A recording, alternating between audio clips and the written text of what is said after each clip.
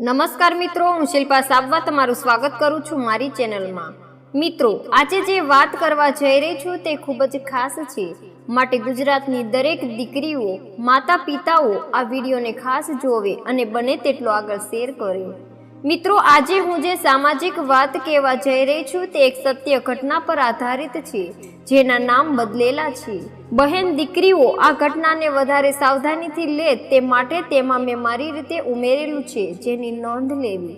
હજુ કહું છું કે વિડીયોને લાઈક નહીં કરો તો ચાલશે, પણ આ વિડીયોને શેર અચૂક કરજો, જેથી કરી કોઈ બહેન દીકરીની જિંદગી બચાવી શકાય।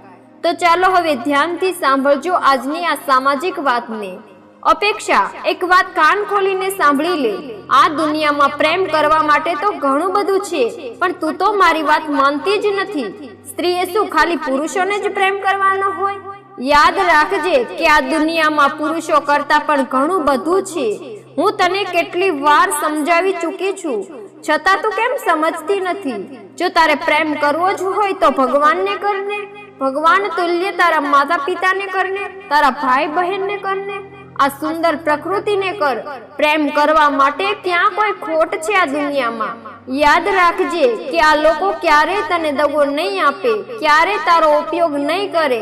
બાકી આ ઠરકી પુરુષો તો મોટે ભાગે ખાલી શરીર માણમાં જ પ્રેમ કરતા હોય છે, પણ તું ક્યાં મારું કહ્યું સાંભળે છું? આ શબ્દો હતા મન બોલી મહેકના, જેને પુરુષોથી ખાસી નફરત હતી। અપેક્ષા અત્યારે પ્રેમમાં પડવાની અણી ઉપર હતી, ત્યારે મહેક તેને સમજાવી રહી હતી, પણ પ્રેમ ક્યાં કોઈનું સાંભળવા તૈયાર હોય છે? એ તો ત્યારે જ ખબર પડે જ્યારે પ્રેમ નફરતમાં પરિણમે। જે મહેકે અનુભવ્યું હતું એટલે જ તો તે તેની સખી અપેક્ષાને સમજાવી રહી છે। જ્યારે તે માણવા તૈયાર નહોતી ત્યારે મહેકે રડતી આંખે તેનો ભૂતકાળ તેની સામે ઠાલવી દીધો। અપેક્ષા, હું પણ પ્રેમમાં તારી જેમ જ પાગલ બની ગઈ હતી।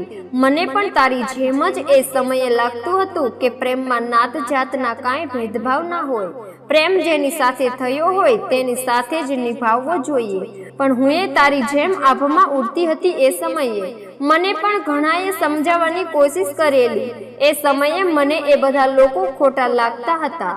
હું એવું વિચારતી કે તેમણે મારા પ્રેમથી ઈર્ષ્યા થાય છે એટલે આવું બોલતા હશે, પણ હું ખોટી સાબિત થઈ ત્યારે મને ખબર પડી। જો અપેક્ષા, મને પણ તારી જેમ જ વિધર્મી સાથે પ્રેમ થયો હતો। શરૂઆતમાં તો હું આકાશમાં ઉડતી રહી, જાણે કે આ દુનિયામાં અમારા બે સિવાય બીજું કોઈ જ નથી। આ દુનિયામાં નાત જાત જેવું કાંઈ છે જ નહીં, કારણ કે એ મારા માટે બધું કરવા તૈયાર હતો અને સામે હું પણ તે કહેતો તેમ જ કરતી। સમયની સાથે સાથે અમારો પ્રેમ મજબૂત થવા લાગ્યો।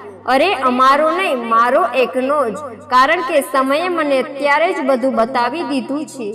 એ કોઈ દિવસ અજુકતી માંગણી નહોતો કરતો। અમે બંને નક્કી જ કર્યું હતું કે આપણે ત્યારે જ એકબીજાને માણીશું જ્યારે લગ્નના પવિત્ર બંધનથી જોડાઈ જઈએ। ક્યારેક ક્યારેક અમે રોમાંસ કરી લેતા, એમાં કાંઈ વાંધો નહોતો, પણ જો તેનાથી વધારે કાંઈ આગળ થવા જાય તે પહેલાં જ સામેથી તે મને અમારી શરત યાદ અપાવતો, અને આ જ વાતથી મારો પ્રેમ વધારે મજબૂત બનતો જતો। આજે પણ મને એ દિવસ યાદ છે જ્યારે તેણે મને જોરદાર સરપ્રાઈઝ આપી હતી। શહેરની મોંઘી કહેવાતી હોટલમાં તેણે મારો જન્મદિવસ સેલિબ્રેટ કર્યો। બસ હું અને તે બે જ હતા, અને એ સમયે અમે અમારો કાબુ ગુમાવી બેઠા, એકબીજામાં ખોવાઈ ગયા, અને જે નહોતું કરવાનું તે કરી બેઠા। આમ તો અમે નહીં, પણ હું જ મારો કાબુ ગુમાવી બેઠી, કારણ કે તે તો બધું આયોજન કરીને જ આવ્યો હતો। એ સરપ્રાઈઝે મારી જિંદગીને લૂંટી લીધી એવું કહીશ તો પણ કાંઈ જ ખોટું નથી, કારણ કે આજે પણ એ કહે તેમ મારે કરવું પડે છે, અને એટલે જ હું તને આ કીચડમાં પડવાથી બચાવવા માંગુ છું। કોઈના ખોટા પ્રેમના નાટકથી તું પણ મારી જેમ જ તડપીશ, એના કરતાં અત્યારે જ સમજી જા। અપેક્ષા અત્યારે ગહન વિચારોમાં ખોવાયેલી હતી। એક બાજુ પ્રેમ હતો તો બીજી બાજુ ખોટા પ્રેમની સચ્ચાઈ હતી। શું કરવું તે પોતે સમજી નહોતી શકતી। ત્યારે મહેકે તેણે કહ્યું કે ચાલ હું ઘરે જાઉં, મમ્મી રાહ જોતા હશે। તું મારી વાત પર વિચાર કરીને તારે જે નિર્ણય લેવો હોય તે લેજે, એમ કહી તે ઘરે જવા નીકળી। હજુ ઘરે નહોતી પહોંચી તે પહેલા જ મોબાઈલમાં મેસેજ આવ્યો। તેમાં લખ્યું હતું, જાનેમન 5 વાગ્યે મળીશું આપણી જગ્યાએ। વાંચતા જ તેના શરીરમાં ધ્રુજારી આવી ગઈ. ના ઈચ્છવા છતાં પણ તેણે જવાનું હતું, કારણ કે સામેવાળી વ્યક્તિ પાસે તેના અંગત પળોના વિડીયો હતા. જો તે નહીં જાય તો તે વિડીયો વાયરલ કરી દેશે. આવી અગાઉ ધમકી આપી ચૂક્યો છે. તેની પાસે બીજો કોઈ જ રસ્તો નથી. આ બાજુ અપેક્ષા વિચારોમાં ખોવાયેલી હતી. તે વિચારતી હતી કે બધા પુરુષો આવા ન હોય અને એ તો વિધર્મીના પ્રેમમાં ફસાઈ હતી. પણ મારું તો તેના કરતા સાવ અલગ છે. એ તો મારા જ ધર્મનો છે. એની સાથે આવું થયું એનો મતલબ એવો નથી કે મારી સાથે પણ આવું જ થશે. તેણે મનોમન નક્કી કરી લીધું કે આજ પછી તે ક્યારેય મહેકને મળશે નહીં, કારણ કે તે તેના વિચારો મારા પર થોપી બેસાડવાની કોશિશ કરે છે, જે હું ક્યારેય પણ થવા નહીં દઉં. સમયને જતા ક્યાં વાર લાગે છે. આ બાજુ મહેક આજે પણ મેસેજ આવે એટલે યાતના ભોગવવા જાય છે, તો બીજી બાજુ અપેક્ષા પ્રેમના પરપોટા પર મસ્ત મજાની ઉડી રહી છે. જીવન મરણના વચનો અપાયા છે. 7 જન્મો સુધી પ્રેમના તાતણે જોડાયેલા રહીશું. જો લગ્ન કરીશું તો એકબીજા સાથે જ, નહીં તો જીવ આપી દઈશું. આવા વચનોથી દિવસે ને દિવસે પ્રેમ વધારે પરિપક્વ બનતો જાય છે. તેમ તેમ પરપોટા પણ મોટા બની રહ્યા છીએ. હવે પરપોટો પણ રાહ જોઈ રહ્યો છે કે ક્યારે તે ફૂટે, કારણ કે હવે તે પણ ભાર ઝીલી નથી શકતો. એ સમય પણ આવી જાય છે જ્યારે અપેક્ષા પોતાનું સર્વસ્વ સામેવાળાને અર્પણ કરી દે છે. બસ એ જ સામાની રાહ હતી પરપોટાને અને સામેવાળા નકાબધારી પુરુષને. પણ અપેક્ષા તો આ બધાથી અજાણ હતી. તે તો પ્રેમના પરપોટા પર ઉડી રહી હતી. પણ ક્યાં સુધી પરપોટો પણ સલામત રહી શકે? જ્યારે પોતે જ ભ્રમમાં હોય ત્યારે બીજાનું તો શું કહેવું? એ દિવસ પણ આવી ગયો જ્યારે અપેક્ષાને પોતાની ભૂલનું ભાન થયું. આજે તેની આંખમાંથી આંસુ રોકાવાનું નામ નહોતા લેતા. આજે તેને મહેકની ખૂબ જ યાદ આવે છે. પણ હવે શું? જ્યારે બધું જ બરબાદ થઈ ગયું હોય ત્યારે પછી વિચારીને શું ફાયદો? હજુ તો તેના માટે શરૂઆત હતી. ઘણા બધા અત્યાચાર સહન કરવાના બાકી હતા. હવે તો અપેક્ષાને પણ જ્યારે મેસેજ આવે ત્યારે સજી ધજીને નીકળી પડવું પડતું, પોતાની અને પોતાના પરિવારની ઇજ્જત બચાવવા. આજનો દિવસ તે બંને માટે ખૂબ જ ખરાબ લખાયેલો હતો. આજે તે બંનેને સાચા પ્રેમની સજા મળવાની હતી.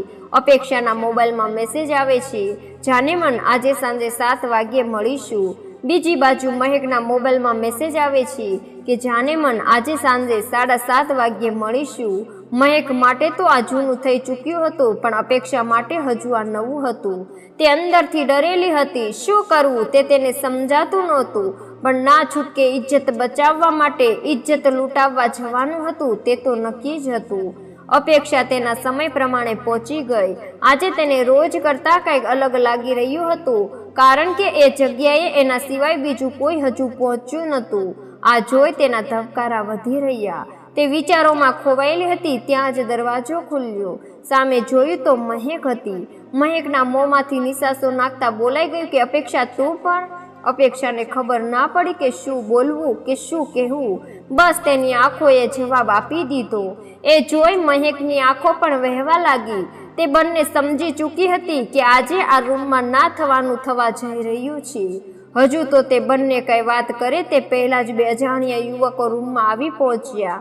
મહેક અને અપેક્ષા ના ઈચ્છવા છતાં તેમનો ભોગ બન્યા. આવી રીતે 3 યુવકોએ તે બંનેની ઇજ્જત સાથે રમી જતા હતા. આજે અપેક્ષા નિશબ્દ હતી. બસ તેની આંખો વરસી રહી હતી. તો બીજી બાજુ મહેકનું મન વિચારે ચડી ગયું હતું. તે બંને ઘરે જવા નીકળે તે પહેલા કંઈક વાતચીત કરે છે. મહેક ઊભી થઈ હોટેલના રૂમનો દરવાજો અંદરથી બંધ કરી દે છે. આ બાજુ હોટેલનો મેનેજર રાહ જોઈ રહ્યો હતો કે ક્યારે તે લોકો ઘરે જાય અને તે રૂમને સાફ કરાવે, કારણ કે બીજો પુરુષ તેની જાનેમનને લઈને વેઇટિંગમાં બેઠો હતો. તેમનું કામ જ આ હતું, એક જાય ને બીજા આવે. મેનેજર નોકરને ડુપ્લિકેટ ચાવી આપે છે અને કહે છે કે જા જોઈ આવ તો એ રૂમમાં શું ચાલી રહ્યું છે. એક બાજુ તે ઉપર જાય છે તો બીજી બાજુ ત્યાં પોલીસ આવી પહોંચે છે. મેનેજરને અંદાજ આવી ગયો હતો એટલે તે ખાનગી રસ્તેથી ભાગી ગયો. પોલીસ સીધી જ તે રૂમ તરફ પહોંચે છે જ્યાં પેલો નોકર દરવાજો ખોલી રહ્યો હતો. નોકરે જેવો દરવાજો ખોલ્યો કે તેના મોંમાંથી રાડ નીકળી ગઈ. પોલીસે જઈને જોયું તો બંનેએ મોતને વાલું કરી દીધું હતું.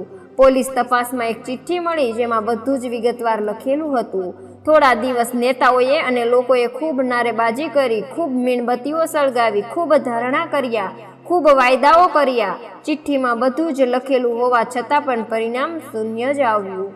હું દરેક છોકરા છોકરીને કહું છું કે પ્રેમ કરો, તેમાં કોઈ જ વાંધો નથી, પણ સામેવાળીની જિંદગી બરબાદ કરવા ખોટા પ્રેમના નાટક ના કરો. દરેક છોકરીએ પ્રેમ કરતા પહેલા ખૂબ વિચાર કરવો જોઈએ.